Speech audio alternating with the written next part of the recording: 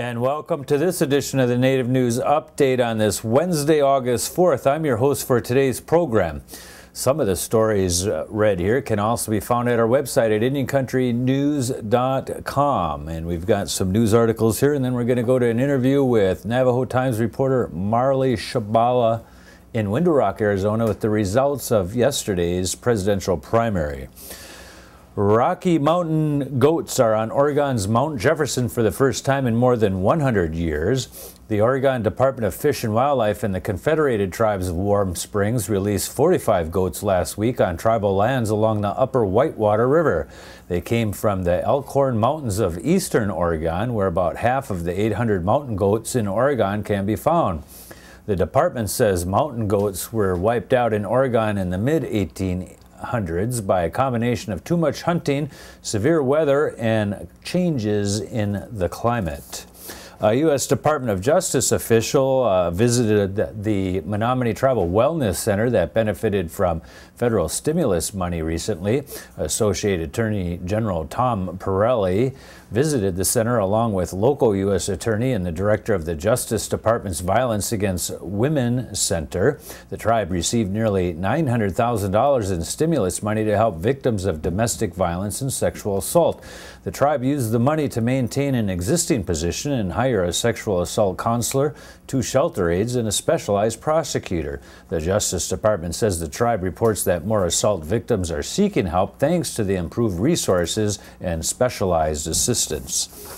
The American Library Association is asking a Southwest Missouri school board to reconsider its decision to ban a novel from a high school. The Stockton School Board during April voted to remove The Absolutely True Diary of a Part-Time Indian from the school library after a parent complained about its content. The award-winning novel by Sherman Alexie deals with an adolescent American Indian's experiences after enrolling in an all-white school. Superintendent Shannon Snow says a committee of administrators, board members, and citizens is looking into the ban. The panel will present its report in mid-August to the school board, which is expected to set a date for a special meeting to vote on whether to keep the ban in place. And today we do go to Window Rock, Arizona to talk with Navajo Times reporter Marley Shebala on the presidential election results from their August 3rd primary. Marley Shebala, you're in Window Rock, Arizona, where everyone is digesting the results of yesterday's primary on the Navajo Nation. Can you tell me what kind of results you got down there?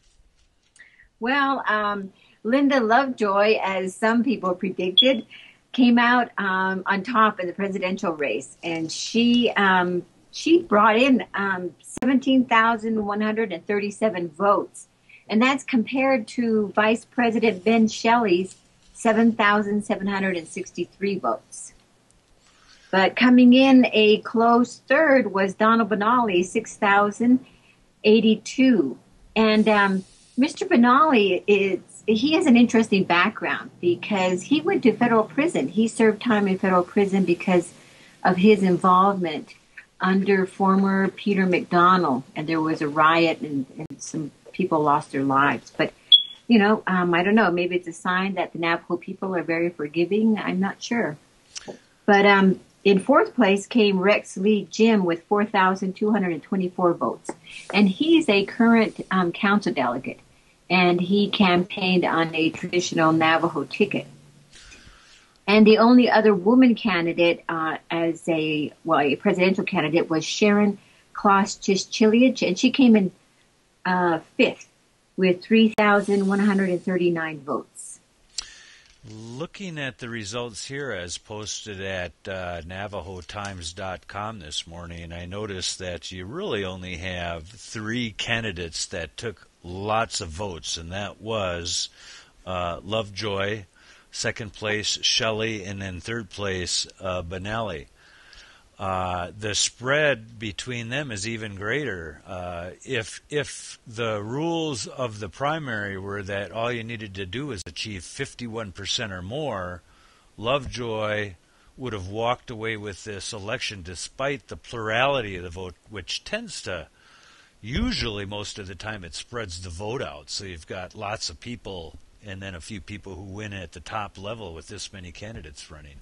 What's the message that you see in this primary vote?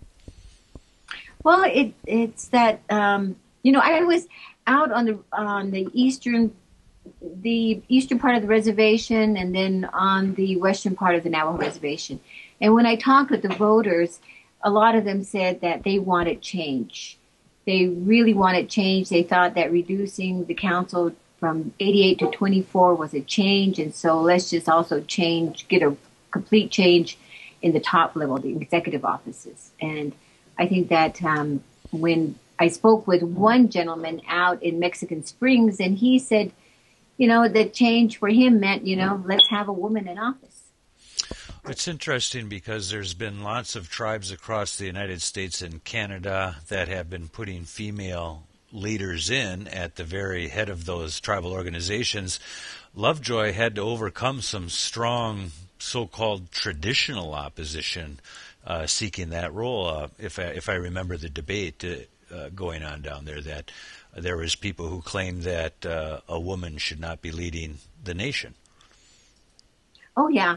I went out and I did a story. I actually did an interview with a Navajo medicine man, and he talked about the stories that we have about the separation of the sexes and the arguments over who should be in leadership.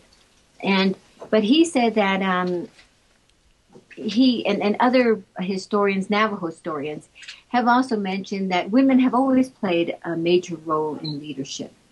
And it's nothing new, and that actually this government is actually not the Navajo government, meaning it's not the traditional Navajo government. It's a modern government. It's a clone of the U.S. federal government.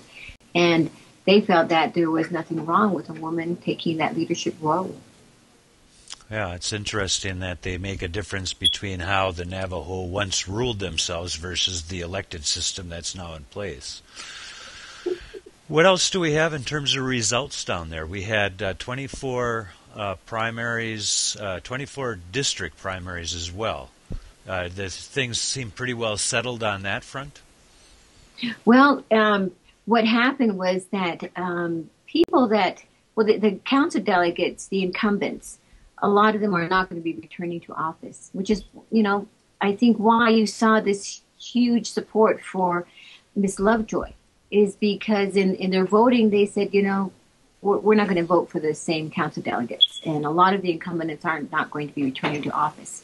They're not going into the general election, which is in November.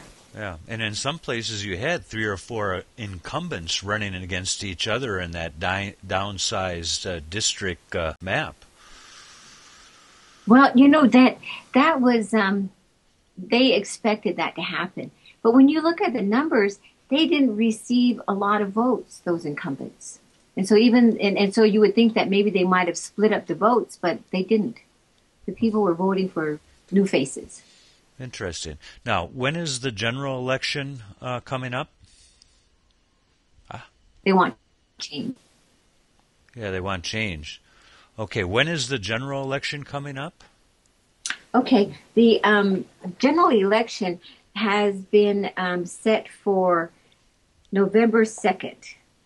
And if people need more information about the Navajo Nation election, the unofficial results are already on the website. They can Google Navajo Election Administration or even go to the Navajo Times website. And we have a link to the Navajo Election Administration. And on the Navajo Election Administration's website, there's also more information about absentee voting and also when you can also start registering again to vote and when registration ends, and just a lot of good information about the election. What do you know what kind of a turnout you had? You have some almost 300,000 members down there, don't you? Yesterday evening they were saying that the voter turnout was like 37%, and I haven't really confirmed that yet. Okay. So, and it might be that some people are still trying to find out where their new polling place is compared to the old system, or? No. The polling places have always remained the same. They're all at the 110 chapters. Okay. And out here, the chapters are where the people meet to do tribal government business. Okay. And there are 110 of them. Okay. And I think the only chapter that had to move its voting polls was Church Rock, which is out near Gallup, New Mexico, because a bridge washed out. Right. And you said that yesterday, and some people say, well, how can that be? She started saying it was sunny and clear, and then she talked about storms and a flash flood down there. And tell me the size of the reservation. So unlike, for example, the Mole Lake Reservation here in northern Wisconsin is, like 480 acres of land or 1,226. Give us some data on the size of the Navajo Nation. Well, some people put the size at 25,000 square miles. And to drive across it, it takes about 3.5 hours. And because of that, and the terrain is very diverse. You can go high up into the mountains, and there's lakes up there and pine trees. And then you can go into areas that are very like semi-desert, which is around Monument Valley. And you have the red rocks and sand, and it's really hot. And woodlands and forests. It's a huge reservation, vast. Okay. Thanks for joining with us. We'll get that NavajoTimes.com website up so people can find the election results. We appreciate you joining with you. We're going to talk to you again soon. Okay. Thanks, Paul. Yeah, I'll go in it. And that is the latest roundup of news from Indian Country on this edition of the Native News Update. We want to thank you all for joining with us. Come back again soon. Miigwech.